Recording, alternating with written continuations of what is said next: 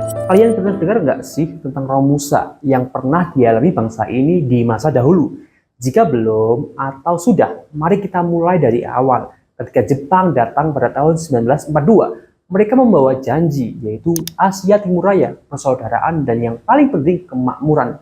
Diperkenalkanlah program Romusa, yang dalam bahasa Jepang berarti serdadu pekerja. Dan bisa dibilang ini adalah propaganda jenius. Tapi sebelum lanjut, jangan lupa klik tombol subscribe-nya.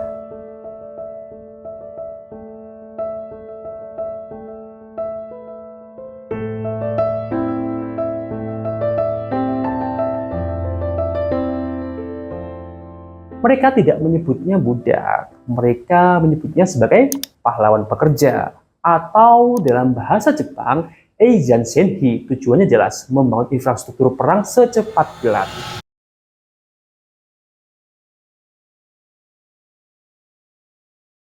Seperti jalur kereta api maut di Thailand, terowongan pertahanan di Ngarai Sianok, tambang-tambang penting, hingga pelabuhan-pelabuhan rahasia. Awalnya, bagian orang mendaftar secara sukarela. Kenapa?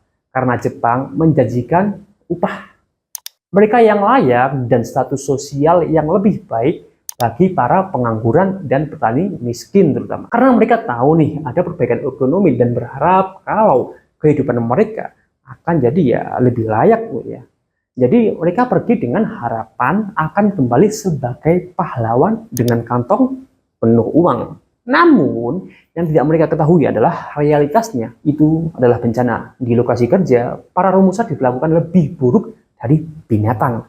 Kerja 18 jam sehari, bayangin 18 jam, kita 9 jam aja udah ngeluh sibuk nge-tweet sana sini. Lalu soal makanan hanya bubur encer campur gabah, bahkan seringkali hanya diberi garam. Apalagi soal obat-obatan, hampir tidak ada sama sekali di lokasi. Terparah seperti Bayah atau Dead Railway, angka kematian mencapai 80 hingga 90% dari jumlah pekerja, yang bisa dibilang sangat kejam sih ini. Maka ada fisik manusia kerja kayak problem, ya kan? Kunci inilah yang menjadi dasar kekejaman yang kita semua tahu. Tapi ada satu pertanyaan yang mengganjal.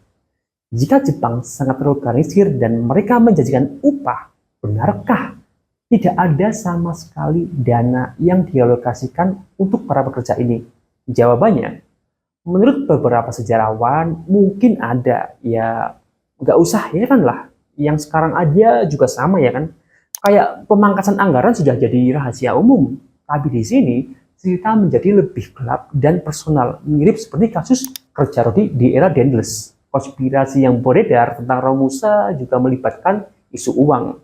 Beberapa sumber termasuk kesaksian mantan Romusa yang selamat dan catatan arsip yang ditemukan mengindikasikan bahwa pemerintah militer Jepang sebenarnya mengeluarkan alokasi dana meskipun jumlahnya sangat minim, baik untuk operasional dan upah Romusa. Mereka menyebutnya anggaran kesejahteraan, tapi apesnya dana ini akan diserahkan langsung ke pekerja. Skemanya begini, Jepang menyalurkan ke Romukiai yang bisa dibilang panitia tenaga kerja lah umpamanya, yang kemudian diteruskan ke otoritas lokal seperti bupati, camat, atau kepala desa. Mereka lah yang bertanggung jawab mendistribusikan upah dan jatah makanan. Dan seperti yang kalian tahu lah ya, uang dan jatah makanan yang layak seringkali raib di tingkat pejabat lokal, alias dikorup sama pribumi itu sendiri. Para pejabat ini berada di posisi yang sangat kuat. Mereka ditekan Jepang untuk memenuhi kuota, tetapi juga diberi kekuasaan untuk mengelola sumber daya yang ada. Ya mirip-mirip lah sama saat inilah. Bagi Jepang, jika Romusa mengeluh tidak dibayar, itu adalah masalah internal Indonesia. Bagi rakyat, penderitaan itu rasa mutlak. Kerja paksa tanpa upah, korupsi oleh bangsanya sendiri di tengah situasi perang yang brutal. Ini adalah pengkhianatan di atas penderitaan. Jadi, korupsi bisa dilihat dari sini sih adalah tradisi yang selalu diwariskan. Dari cerita ini membuat kita berpikir siapa sebenarnya yang paling kejam, penjajah yang memeras tenaga atau segelintir elit bangsa sendiri yang mencuri harapan terakhir dari para pekerja malang itu. Ada hal yang sensitif tapi sering disembunyikan dalam buku pelajaran, yaitu peran tokoh nasional untuk menarik minat para rakyat. Jepang menggunakan tokoh-tokoh karismatik Indonesia yang saat itu termasuk Bung Karno untuk melakukan kampanye Romusa. Soekarno-Hatta dan tokoh lainnya muncul dalam film dan propaganda yang menjanjikan kemuliaan pahlawan kerja. Fakta kritis dalam autobiografi Bung Karno mengakui keterlibatannya dalam kampanye Romusa. Dia mengakui kalau dia berperan untuk merayu rakyat untuk ikut Romusa. Ia juga menyesal karena telah melakukan propaganda bersama Jepang yang mengirim ribuan bahkan ratusan ribu rakyat Indonesia ke ambang kematian.